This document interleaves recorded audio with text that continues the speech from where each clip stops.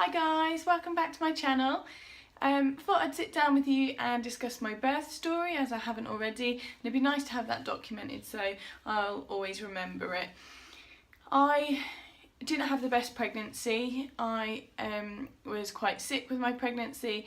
You know those apps you get, every time it said something that you could get, i.e. nosebleeds, headaches, sickness. I had it. I'll go into more depth about my pregnancy if you'd like, just comment below and I'll do a video on that. But birth story, my due date was the 9th of July. On the Tuesday, which would have been the 5th, I went to bed fine. My twin sister stayed round. We had a movie night with my boyfriend and went to bed normal. 12 o'clock in the middle of the night I woke up with like what I thought was cramp. I couldn't stay in bed. I just kept getting these cramps, and it was every so often. So I thought to myself, you don't know, do you? First pregnancy. I just thought, is this contractions, is it not? Obviously it was a few days before my due date, and so I got up and I went through to my sister who was sleeping on the sofa and woke her up, and I said, can you stay awake with me? So she woke up and we watched a few more movies together, and by then we realised it was contractions because they were every 6-7 minutes. And so yeah, being my twin sister, I think she felt a bit emotional because it was me going through something that she couldn't help me with, like couldn't help with the pain or anything like that. They weren't too strong then. I was able to sit there and watch the film and just sort of get through the pain. They carried on until the morning.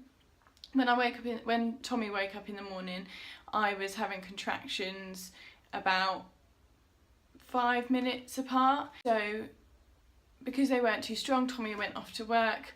My sister actually had a day off with me in case of anything, in case I needed to go to the hospital or anything like that. We took walks around the park behind my house and we just kept walking. I had the pains in my back, which later we found out was because I had Freddie was back to back.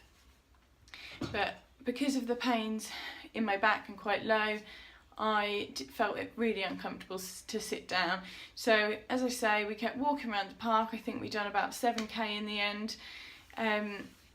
But we would just time in my contractions. We had that little app timing the contractions. They were all 5 minutes apart. So we rang the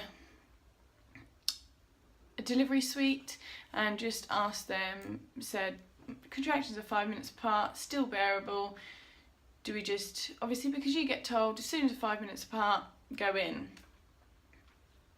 I just thought this can't be full labour because they weren't strong enough for me to like not be talking or finish a full sentence. So we carried on walking, got home, had some bits to eat. It was quite sunny, had a little picnic outside. Then my contractions started getting stronger. So by 6 o'clock when Tommy got home, they were really, really strong, and I felt the need to get some attention. So we rang the delivery suite. They told us to come in. So we went in and we were there for hours. We were there till I think 2 o'clock in the morning. They saw how dilated I was 3 centimetres dilated. They did want to keep me in because my blood pressure was quite high, but as I was in for that many hours, from 6 till 2 in the morning, and I hadn't dilated anymore, they thought it best for me to go home. So after walking up and down the hospital stairs for hours, I was sent home. Came home and I mean, I was in pain all day. I had contractions, like I say, they carried on for 5 minutes, every 5 minutes. They were really strong.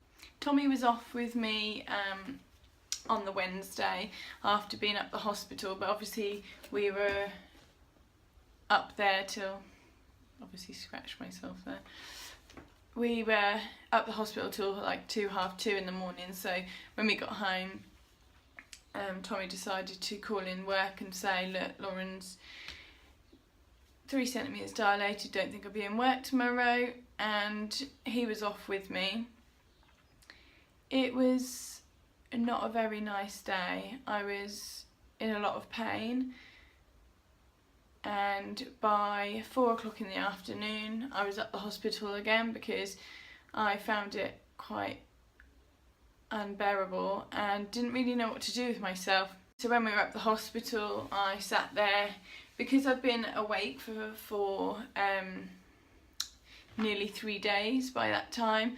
The hospital decided it would be best to give me a pessary, just so that I could get some sleep, and they said that should I go into labour now, I wouldn't have the energy to deliver my own baby, so they needed me to sleep. They gave me the pessary almost straight away, felt the need to go to sleep. So I lay down in the bed. 45 minutes later, the contractions were so strong that I couldn't sleep through them. We got the nurse back in, and she said to me that she wanted to have a little feel around and decided that Freddie was back to back. She said I needed to do some exercises, but because it was now I think 1 o'clock in the morning, I needed to go on another ward and Tommy needed to go home.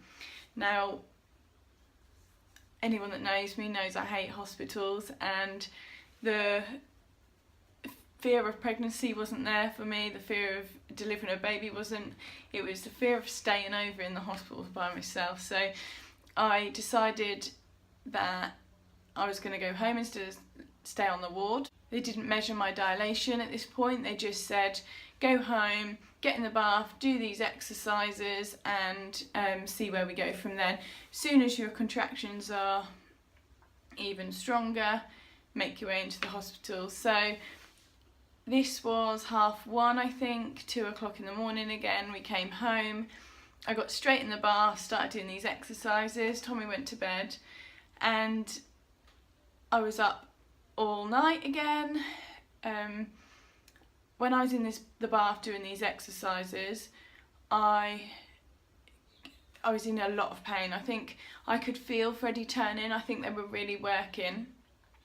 As soon as I'd done about an hour of these exercises in the bathroom, obviously stopping when I get contractions and things, I was in unbearable pain, and I just thought, I didn't know what to do with myself, you know, when you just think, oh, what do I do? I went and laid in bed, that didn't help, I kept getting up, I literally couldn't lay down with my contractions, so every contraction I got I had to get up, sit on the end of the bed, breathe through it. I like to do that, where you put your arms on the bed and sort of wiggle your bum, and so yeah, I done that until that and got back in the bath. I think I had about 5 baths that night, so I done that and got back in the bath. Alternatively, and at 6:30 in the morning, I went through to Tommy and I was just like, what do I do? What do I do? Like, I don't know what to do with myself. He was at all about like giving me sympathy, but didn't really know what to do, felt a bit like useless. I then got back in the bath and my mum rang me.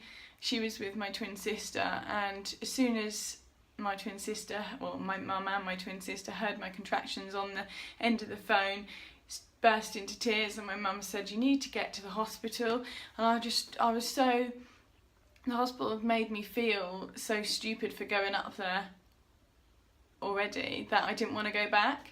So I said, no, I'm not going back up, and my mum said, you really need to, and I was like, no, I think I'll be alright for a little while longer. So I was sitting in the bath, and every contraction, like, you know, that sort of grunting noise, I was making a noise with every contraction. I felt the need to push.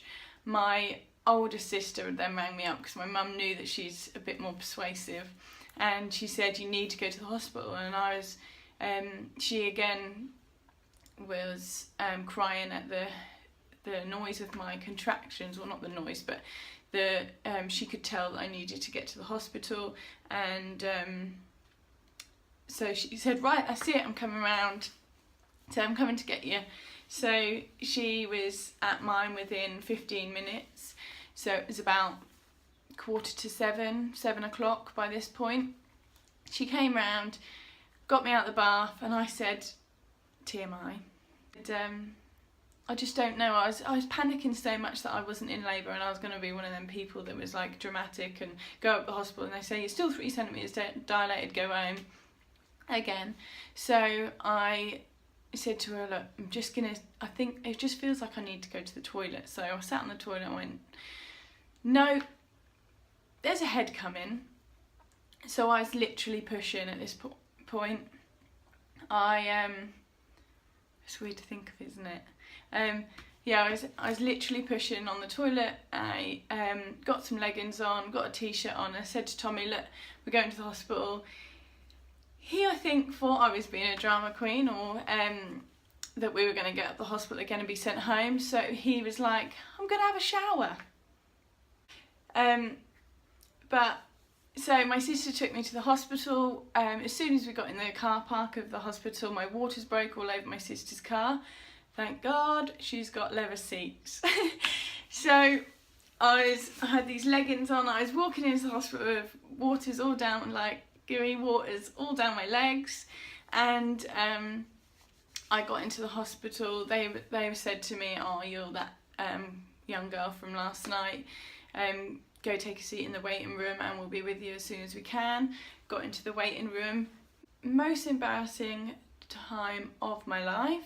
My friend Leanne and her boyfriend Dex were there, and I was like, oh, what a time to see some of your friends. So my friend Leanne, she was having contractions as well, but hers weren't quite so strong, so she thought, oh my goodness, like, calm yourself down, love. She thought I was just in sort of the same part of labour as her, that I was just coming in and having contractions and seeing what was going on. So anyway, so I was in this waiting room making these sort of grunting noises, pushing, so I couldn't even close my legs at this point. Water's all over the floor and all over my legs, and Tommy arrived, had his lovely shower, and yeah, Tommy arrived, and they then said to me, oh, you've got come through to, actually I think they said they called Leanne through, and Leanne and my sister were like, I think Lauren needs to go through. Leanne said, oh, I'm waiting for the midwifery led unit, so they let me have the room, which I was quite glad of, because at this point it was about 8:30, and I got into the room, and the midwife, she was lovely, beautiful lady with all frizzy hair. She was really calming and relaxing, and she just said to me, look, I'm just going to measure you, see how dilated you are. And she said to me, as soon as she measured me, she said, I didn't quite expect you to be that far gone. She said, you're 10 centimetres dilated, you need to push. And I was thinking, where's my gas and air? I really wanted to try gas and air. No chance. No, didn't have my water birth, didn't have my gas and air. Literally had to push, and within, I think, 15 minutes of pushing, Freddie was here. So 9:05 on the 8th of July, which was the day before my due date, Freddie arrived, and it was the most magical moment of my life. Tommy was amazing. He helped me every way he could, although they can't really help that much. The midwife was brilliant. She said to me how good I'd done, that I'd done amazingly to stay at home till that point. So all in all, the leading up to the labour was horrendous, but my labour wasn't too bad. Freddie arrived in his front sack, so his back, my his back waters went, which was obviously the waters that were coming out in the waiting room and in the car, but his front waters hadn't gone, so he'd come out in his sac, so it was so clean. And the midwife then just left us. She got Freddie straight on me to have a feed, and then just left us to enjoy. Freddie had his first poo, and Tommy done it for me, which was nice. That lovely black tar. I jumped straight in the shower and got clean because I had blood everywhere and all that jazz. But yeah, all in all, I mean, it's not that bad. I'll do it again. I want to do it again. So I will just say that we, once we had Freddie, he had a couple of feeds. We had to wait in the hospital for the second feed, which was delaying us. We were meant to go home about 2 o'clock in the afternoon, and because Freddie couldn't get any more milk, we had to stay there till 8 o'clock at night. But then we went home, and Freddie met Chester, his cousin, and others, and it was amazing. The first night was crazy. We set an alarm because we were so scared that we wouldn't, I don't know how we wouldn't hear Freddie, but we just wanted to check on him, so we set an alarm every hour, which we didn't need because Freddie was an alarm for us. But it was amazing. I mean, just the best time of your life. I can't explain the tiredness. I mean, I'm not a person that gets very tired. I don't need much sleep, but being awake for 4 days, I was delusional. I was falling asleep breastfeeding, but fun, isn't it? So yeah, that's my birth story. As I said, if you want to hear any more, if you want any more questions answered, comment below. If you've liked this video and you want more about my birth and pregnancy, give us a thumbs up, click subscribe and the bell so that you get notified of my new videos. I record every Wednesday and hoping to do more soon. And that's it. Hope you have a lovely week. Bye!